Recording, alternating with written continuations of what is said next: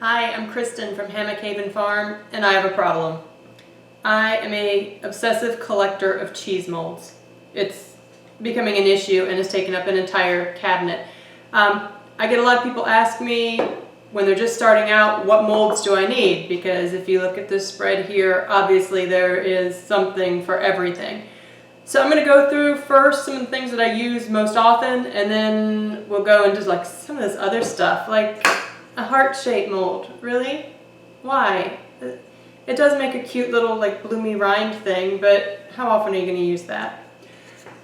Okay, so for people starting out, I'm making hard cheeses, and you're going to start out making a couple of gallons at a time usually. I recommend this one, and these are mostly from cheesemaking.com. This is the small tum mold with follower. It holds 2 to 3 gallons of milk in here to fill it up, just depending on the kind of yield you're getting out of your curd. These are nice too. You can make a bigger batch. I have 2 of them because they stack on top of each other. I promise they do. Like once this follower's up, and you can press a whole stack of them at one time. So just starting out with hard cheeses, you're good with one of these. Once you start wanting to make bigger hard cheeses, I went to this mold, which is the large tum mold with follower. There we go.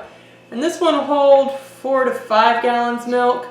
Then eventually I decided that wasn't enough for me, and I went up to this one here, which is the large hard cheese mold with follower. And you're going to want a follower on all of these. For some reason on this one, I ended up with 2 of these molds, but only 1 follower, which works out okay because you can use one mold as a stacking for the other one, but the followers are important for pressing. And usually these anymore, I use to put on top of this mold and follower when I'm pressing, just to make sure my weight stays on there evenly. Okay, so some other things that you might want starting out.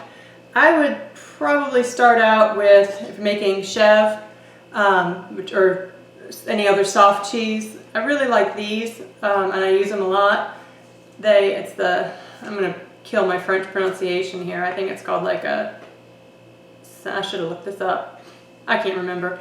Anyways, they're long cylindrical molds. They get a little top heavy, so sometimes it's nice if you're using more than one. Stack them up like this and rubber band them together while you're waiting for things to drain. As you see, I've got several of those. These are also make nice little bloomy rind ones. There is a certain bloomy rind cheese where you put a piece of straw in the middle to hold it all together, and that comes out really tasty.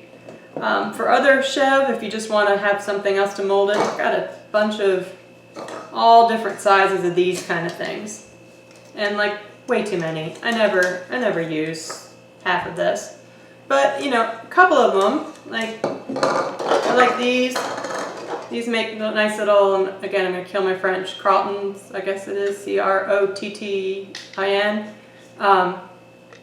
These are nice for that because they flip nicely, just make a nice little size disc of cheese. Okay, so feta. I make feta a lot. I've got a bunch of these basket molds. They say are good for ricotta. I don't like it so much for those. I hardly ever use these. I like these disposable basket molds.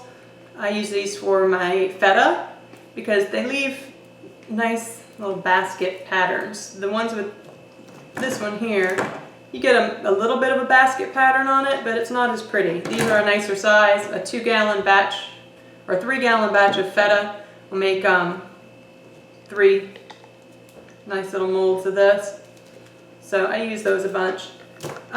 These here are camembert molds, and you see they don't have a bottom. So what you need to use with these are one of these sushi mats. Set it up on a rack and put your sushi mat under it to drain, otherwise the curd's all just going to fall right through. I've made these a few times, something I'm still working on. I kind of like the smaller bloomy rind ones for the goat cheese. They seem to age faster and get oozy in the middle better than these bigger ones. It's just not anything I've really played with much, so why I need 3 of these molds Not really sure. I really didn't think I had this many. Alright, and what else? Oh, I got this one thinking I could make like a brick cheese or something like that with it. It's really hard to find a good square mold, but this one doesn't have a follower. I haven't cut anything to use as a follower to press. It doesn't have a bottom, and I don't know where it came from, and I never use it. Same thing with like my mini Gouda mold. I've used it once or twice. Don't know why I have it. Let's see, we talked a bit about the sushi mat. You're also going to need these. These are just plastic matting. You can get these on cheesemaking.com. And these are invaluable for draining and aging your cheese. You're going to need a good number of these. I also like to use these in the cheese cave and just set them up there. That way they're not sitting right on the wood of my wine cellar or wine fridge. And last thing I've got here are cheesecloths. I like these that I get from cheeseandyogurtmaking.com. The cheesecloth on cheesemaking.com, it doesn't have the bound edges, so when you go to wash it, it'll start to fray.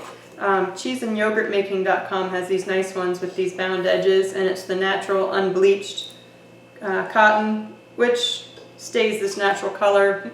Like one use around here, because then I start bleaching them to keep them sterile. They last a long time. After a while they'll start to wear out, but I like those. And then my good friend Martha at Simply Dutch Alpine, she gave me a birthday present. Sometimes these from Cheese and Yogurt Making are hard to fit around one of the giant 8-gallon cheeses. And so she bought a whole bolt of cheesecloth, and she used her sewing machine to bind all the edges for me and gave me a bunch of these great big cheesecloths, which are fantastic, and I love these. So that's that. I think that's all I've got in terms of cheese molds right now. We're going to come back later and talk about cheese presses. I get a lot of questions about that and what type of press to buy and how to use it once you get it. We'll see how long this video is, and that one might go in another video. But thanks for watching. Please leave comments with any questions, and I'd be happy to answer them.